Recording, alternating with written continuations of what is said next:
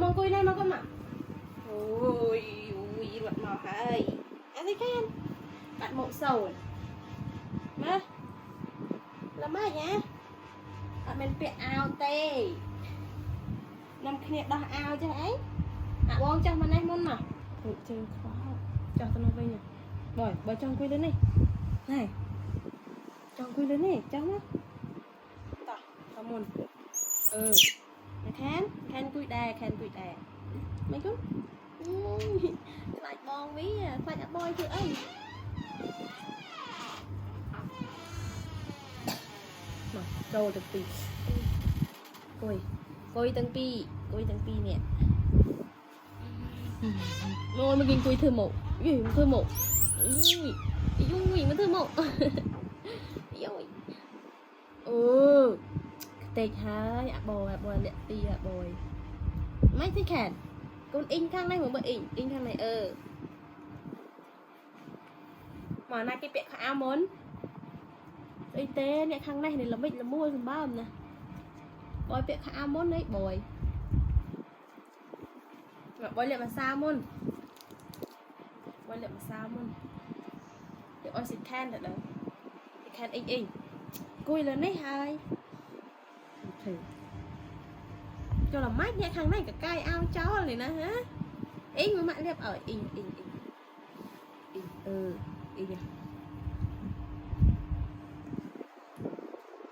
nhi bói nhi nhi ôn thôi ôn lợi chân chẳng ngang ngang này nhi mà sao này kẹt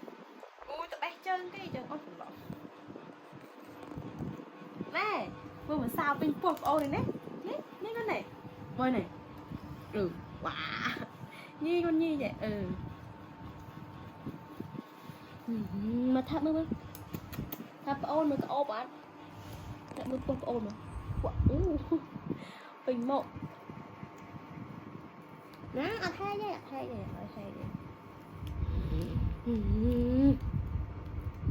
mà bơi in vậy đó bơi in mới sẽ khen in mà nào còn in vậy ơi đây là con nó để đôi sẽ khen con để đôi sẽ khen mặt chạm sao ở để bơ ui ở đây có ớt nè thăm cái kia mới được bật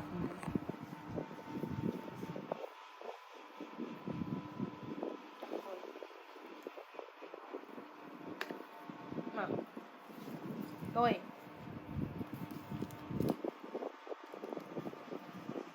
ôn tay con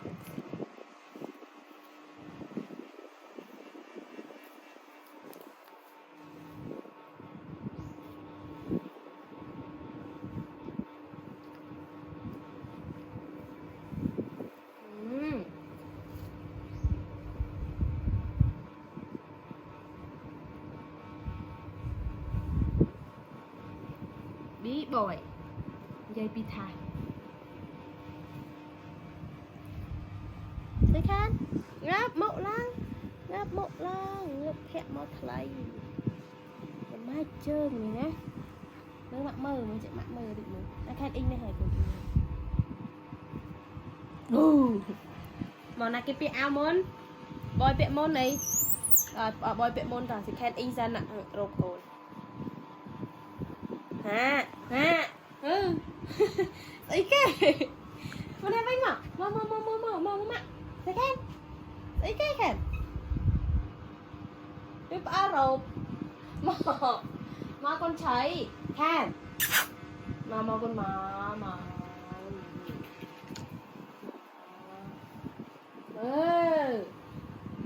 biết miền ấy cái khăn này anh biết ở thấy khen miền ấy thấy còn nữa mà anh ấy có ăn mì ăn mơ mà để rồi tiệt thải miền ấy thấy cồn năm kia nó chạy chơi kia riết ở lộ đi boy thì vô si khan mà ôn boy thì vô ôn khan mà tả lươn lang thì vô ôn đấy mẹ lươn mà khan nào khan mà ai boy thì vô ấy nè mà ôi mà boy mình thưa ấy ôn này nè cái này cùi tại cái này sò này tự bạc bội chọc tròn đâu mau bị ao dần mà bị bắn bị ao đâu rồi từng pi ạ mẹ anh cùi pu lại môi sao tôm lấp lâu có bị không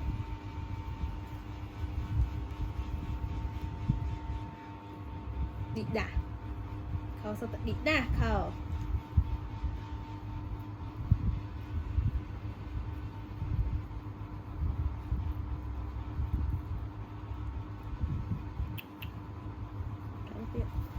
rồi má tần liệt hai bỏi bỏi tôi một theo sợ được tọt kẻ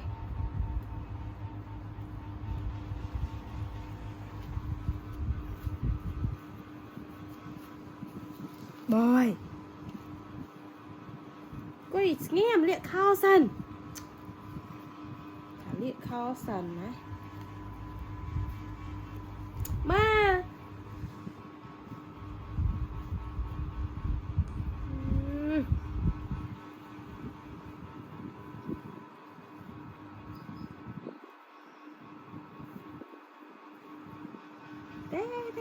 thế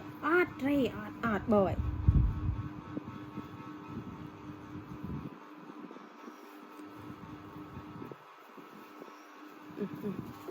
mơ tầm cùi crom này cho mong cùi này hụt sao